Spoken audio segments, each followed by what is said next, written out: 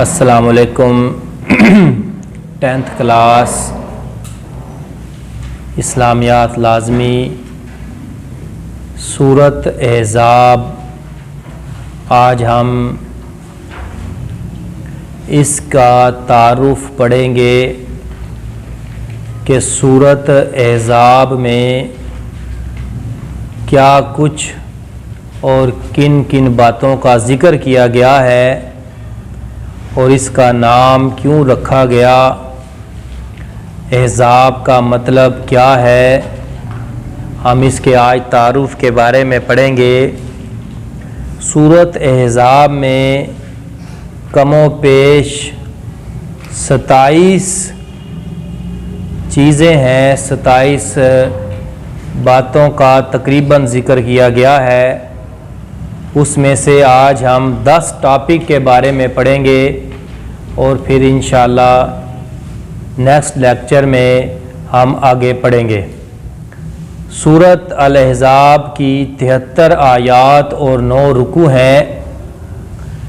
یہ سورت سن 5 ہجری میں مدینہ منورہ میں نازل ہوئی۔ یہ سورت پارہ نمبر 21 اور 22 میں شامل ہے اور ترتیب توقیفی کے لحاظ سے اس سورت کا 33واں نمبر ہے۔ وجہ تسمیہ اس کی کیا ہے اس پر ہم بات کرتے ہیں۔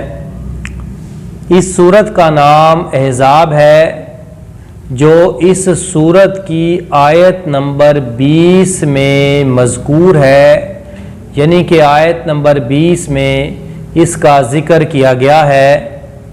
احزاب جمع ہے حزب کی، اور حزب کے معنی قبیلہ، گروہ یا لشکر کے ہیں۔ غزوہ احزاب نام اسی لیے دیا گیا تھا کہ اس میں عرب کہ بہت سے قبائل شریک تھے۔ اس صورت میں غزوہ احزاب کا تفصیلی ذکر ہوا ہے، اسی لیے اس کا نام سورۃ الاحزاب رکھا گیا ہے۔ اس کے اندر پہلی بات جو ہے وہ ہے کہ تقوی اختیار کرنے کا حکم۔ اللہ تعالیٰ نے اس صورت میں تقوی اختیار کرنے کا حکم دیا۔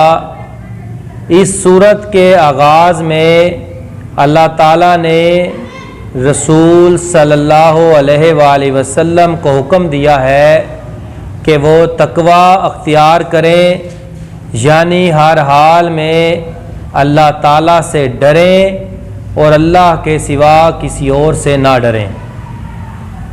دوسری بات، کفار اور منافقین کی باتیں نہ مانیں۔ اللہ تعالیٰ نے حضور صلی اللہ علیہ وآلہ وسلم کو کفار اور منافقین کی باتیں ماننے سے منع فرمایا۔ کفار اور منافقین بد کردار اور فریبی ہیں، وہ قابل اعتبار نہیں۔ کفار اور منافقین کبھی صحیح مشورہ نہیں دیتے۔ اللہ تعالیٰ نے حضور صلی اللہ علیہ وآلہ وسلم کو تلقین فرمائی کہ وہ کبھی کفار اور منافقین کی باتیں نہ مانیں۔ تیسری بات جو اس صورت میں بیان کی گئی وہ ہے اطاعت الہی، یعنی اللہ تعالیٰ کی اطاعت کرنا۔ سورۃ احزاب کی آیت میں اللہ تعالیٰ نے حضور صلی اللہ علیہ وآلہ وسلم کو ہدایت فرمائی کہ وہ اللہ کی اطاعت کریں۔ اللہ تعالیٰ نے حضور صلی اللہ علیہ وآلہ وسلم کو حکم دیا ہے کہ وہ صرف ان احکام کی پیروی کریں جو اللہ کی طرف سے وحی کے ذریعے آپ پر نازل ہوئیں۔ چوتھی بات جو سورۃ احزاب میں جس چیز کا ذکر ہے وہ ہے اللہ پر بھروسہ کرنا۔ اللہ تعالیٰ نے حضور صلی اللہ علیہ وآلہ وسلم کو ہدایت فرمائی کہ وہ اللہ پر مکمل بھروسہ رکھیں، اللہ کے سوا انہیں کسی کی مدد کی ضرورت نہیں اور اللہ تعالیٰ ہی کافی ہے۔ پانچویں بات، سورۃ احزاب میں جس بات کا تذکرہ کیا گیا وہ ہے منافقین کا کردار، کہ منافقین کا کردار کیا ہے۔ منافقین کے کردار اور طرز عمل پر تفصیلی روشنی ڈالی گئی ہے۔ منافقین ناقابل اعتماد ہیں اور عین وقت پر مسلمانوں کو دھوکہ دیتے ہیں۔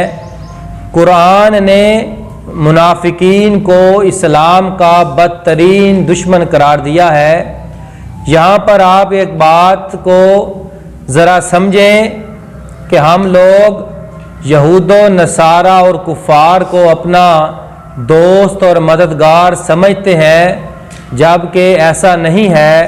اللہ تعالیٰ نے واضح اس بات کا ذکر اور تذکرہ کیا کہ کبھی بھی منافقین اور کفار آپ کے دوست اور مددگار نہیں ہو سکتے اور اللہ کی بات غلط نہیں ہو سکتی۔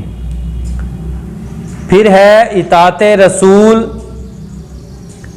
سورۃ احزاب میں اللہ تعالیٰ نے مسلمانوں کو حکم دیا کہ وہ حضور صلی اللہ علیہ وآلہ وسلم کی اطاعت کریں اور اس کی خاص طور پر تلقین فرمائی۔